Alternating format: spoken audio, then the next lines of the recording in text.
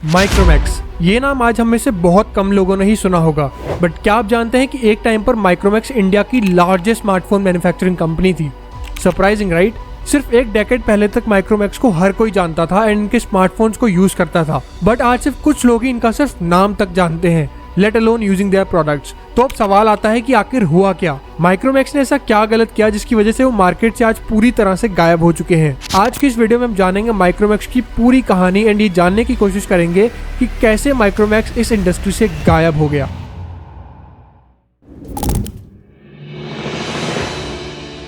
हम में से जितने भी लोग माइक्रोमैक्स को जानते हैं वो इसे mainly as a mobile phone manufacturer की तरह जानते हैं, जो लाइमलाइट में आया था 2010 के बाद। बट माइक्रोमैक्स की शुरुआत हुई थी 1991 बाय राजेश अग्रवाल एंड ये कंप्यूटर हार्डवेयर के डिस्ट्रीब्यूटर था for brands like Dell, HP and Soni. Company को इस टाइम तक माइक्रोमैक्स इन्फॉर्मेटिक्स के नाम से जाना जाता था। 1999 में इन्हें ज्वाइन किया माइक्रोमैक्स के most prominent figure Rahul Sharma ने। अर्ली 2000s वो टाइम था जब इंडिया में landlines primary source of communication हुआ करते थे, बट ये लैंडलाइंस अभी रूरल एरियाज तक नहीं पहुंचे थे। राहुल शर्मा के एक कलीग ने इन्हें एक फिक्स्ड वायरलेस टर्मिनल से इंट्रोड्यूस करवाया जिसमें सिम कार्ड का यूज होता था। इस टेक्नोलॉजी का मेन बेनिफिट रूरल एरियाज के लिए था जहां अभी तक लैंडलाइंस नहीं पहुंची थी एंड इस टेक्नोलॉजी को डिफिकल्ट टेरेन्स में भी यूज किया जा सकता था। राहुल शर्मा ने बिना कोई टाइम वेस्ट किए नोकिया के लिए ऐसे स्पेशलाइज्ड फोन्स को बनाना शुरू किया जो लैंडलाइंस की तरह दिखते थे बट उनमें सिम कार्ड्स का यूज होता था। जल्दी नोकिया ने इन्हें ऑल इंडिया डिस्ट्रीब्यूटर भी अपॉइंट कर दिया for their Nokia 32s and जल्द ही इन्होंने 10,000 नोकिया 32s इंस्टॉल भी कर दिए। बट अनफॉर्चुनेटली फॉर माइक्रोमैक्स इस टाइम पर नोकिया ने अपना सारा बिजनेस सेल ऑफ कर दिया। नोकिया की कहानी भी बहुत ज्यादा इंटरेस्टिंग है जिसकी बात हम किसी और वीडियो में करेंगे। बैक टू द पॉइंट, लेकिन इसके बावजूद भी माइक्रोमैक्स इस आइडिया से प्रॉफिट बना पाया क्योंकि वो इस आइडिया को लेकर एयरटेल के पास चला गया था जहां उन्हें जम्मू एंड कश्मीर में फोन सेटअप करने का टास्क मिला था एंड बाद में इन्होंने पूरे इंडिया में इन फोन्स को सेटअप किया एंड 2007 में इन्होंने 2,50,000 फोन सेटअप किए। यहाँ से कंपनी के फाउंडर्स को बहुत तेजी से बदल रही टेक्नोलॉजी का अंदाजा लग चुका था एंड इन्हें पता था कि माइक्रोमैक्स को तेजी से इवॉल्व करने की जरूरत है and hence Micromax entered the smartphone market.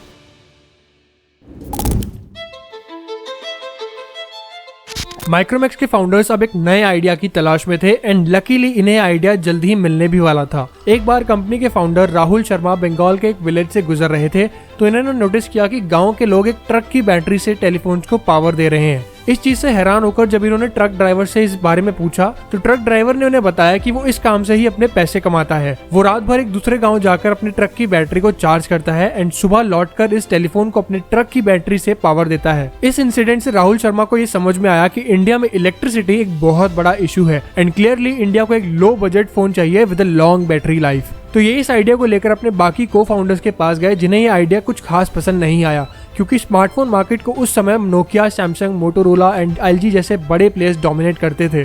But still Rahul Sharma ने सभी फाउंडर्स को कन्विंस कर लिया एंड ये इस आइडिया को लेकर इस मार्केट में एंटर हो गए। माइक्रोमैक्स एक ऐसा फोन बनाना चाहता था जिसकी बैटरी लाइफ 30 दिन की हो। जी हाँ, आपने सही सुना, 30 दिन की बैटरी लाइफ। इस फोन को मैन्युफैक्चर करने के लिए इन्होंने चाइना के OEMs यानी कि ओरिजिनल इक्विपमेंट मैन्युफैक्चरर्स का सहारा लिया जो कि इक्विपमेंट्स बनाएंगे एंड इंडिया में शिप करेंगे एंड देन माइक्रोमैक्स उसे अपने ब्रांड नेम के अंडर मार्केट एंड सेल करेगा। माइक्रोमैक्स ने चाइनीज कंपनी जैसे ओप्पो, वीवो, जियोनी के साथ मिलकर अपने स्मार्टफोन्स मैन्युफैक्चर करना शुरू किया एंड जल्दी इन्होंने अपना पहला फोन माइक्रोमैक्स X1i लॉन्च किया। इन्होंने इस फोन को रूरल एरियाज में टारगेट किया जहां बहुत ज्यादा इलेक्ट्रिसिटी कट्स देखने को मिलते थे। इनिशियली इन्हें डिस्ट्रीब्यूटर्स ढूंढने में काफी ज्यादा प्रॉब्लम फेस करनी पड़ी but eventually their efforts paid of and इन्होंने सिर्फ 10 दिन में ही सभी 10,000 फोन सेल कर दिए एंड आने वाले अगले कुछ महीनों में माइक्रोमैक्स ₹10 करोड़ पर एनम वाले बिजनेस से ₹100 करोड़ पर एनम वाला बिजनेस बन गया।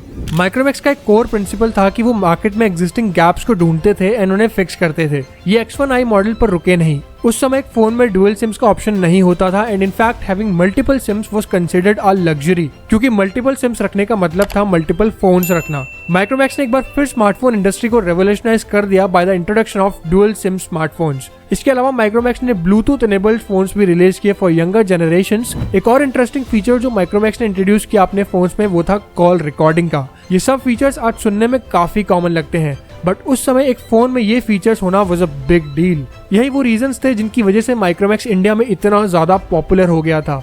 2015 आते आते माइक्रोमैक्स इंडियन मार्केट में नोकिया से भी बड़ा हो चुका था and it became the second largest smartphone company in India after Samsung. उस समय माइक्रोमैक्स की वैल्यूएशन $3.5 बिलियन थी एंड इनके पास 5,000 रुपीज से 10,000 रुपीज की रेंज में 40 फोन्स थे एंड माइक्रोमैक्स पहले 3 लोकल ब्रांड्स में से था जिन्होंने first generation Android phones launch किए थे। माइक्रोमैक्स इंडिया की पहली ऐसी स्मार्टफोन कंपनी थी जिसने एक international brand ambassador that is Hugh Jackman को साइन किया था। ये एक इंपॉर्टेंट स्टेप था क्योंकि माइक्रोमैक्स अब ग्लोबल मार्केट में एक्सपैंड करना चाह रहा था। ये रशिया में ऑलरेडी टॉप 10 ब्रांड्स में से एक थे एंड दुबई एंड श्रीलंका में भी अपने फोन सेल कर रहे थे।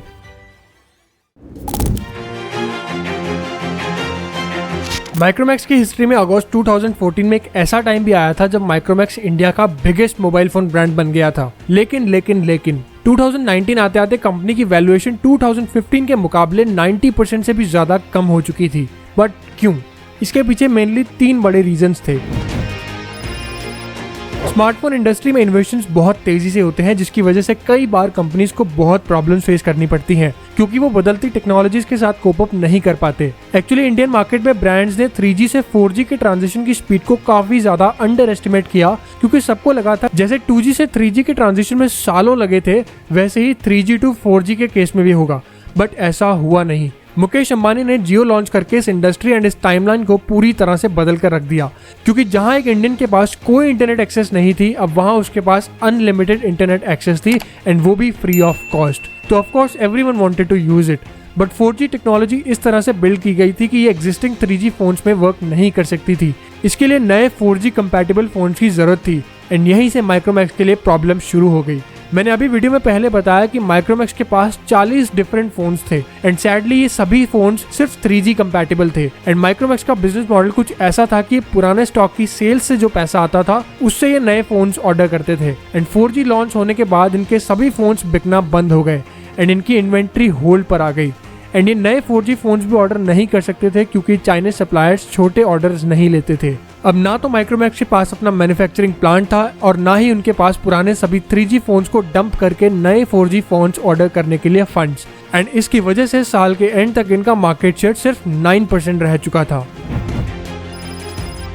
माइक्रोमैक्स जो फोन्स इंडिया में सेल करता था उन्हें चाइना में Oppo, Gionee, Vivo and Xiaomi जैसी कंपनीज बनाती थी एंड इन कंपनीज को अब ये रियलाइज हो चुका था कि अब इंडिया में भी फोन्स के लिए बहुत बड़ा कंज्यूमर बेस बन चुका है। जियो की एंट्री ने इन सभी पुराने 3G फोन्स को मार्केट से बाहर निकाल दिया था जिसकी वजह से मार्केट में गैप क्रिएट हो गया था। इन कंपनीज ने इसी का फायदा उठाया एंड इंडियन मार्केट को 4G रेडी फोन से भर दिया।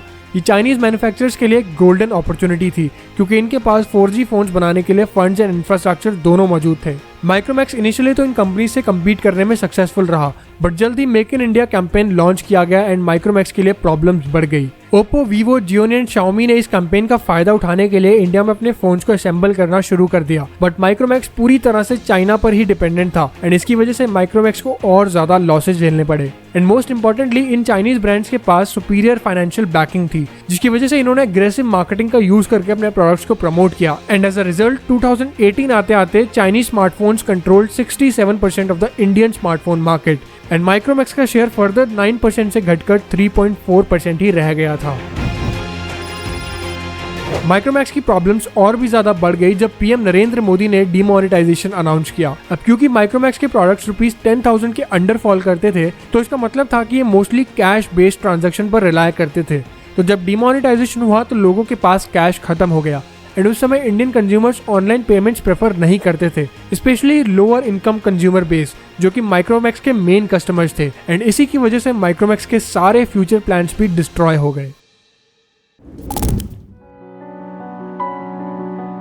ऑल्दो माइक्रोमैक्स की स्टोरी का एंड उतना अच्छा नहीं है बट स्टिल माइक्रोमैक्स ने जो इनोवेशंस किए अपने टाइम पर दे वर ट्रूली रिमार्केबल। माइक्रोमैक्स की स्टोरी हमें सिखाती है कि एक बिजनेस में कॉन्स्टेंटली इनोवेट करना कितना ज्यादा जरूरी है। माइक्रोमैक्स की जर्नी की शुरुआत काफी अच्छी हुई थी एंड इन्होंने कुछ ऐसे इनोवेशंस भी किए जिसे आज तक हम यूज करते हैं बट टेक्नोलॉजी के साथ कोप अप ना कर पाने की वजह से आज they are nowhere to be found. Company के फाउंडर राहुल शर्मा अब अपने नए 2-व्हीलर इलेक्ट्रिक व्हीकल स्टार्टअप पर फोकस्ड है। खैर स्मार्टफोन मार्केट का तो पता नहीं लेकिन एडटेक स्पेस इंडिया में अभी काफी ज्यादा इंटरेस्टिंग है एंड स्पेस में एक ऐसी कंपनी है जिसने सभी डोमिनेंट प्लेयर्स को पीछे छोड़ दिया है। इसके बारे में और जानने के लिए आप इस वीडियो को चेकआउट कर सकते हैं। वीडियो अच्छी लगी तो like this video, subscribe to this channel and press the bell notifications to never ever miss any update from us. We'll see you in the next one.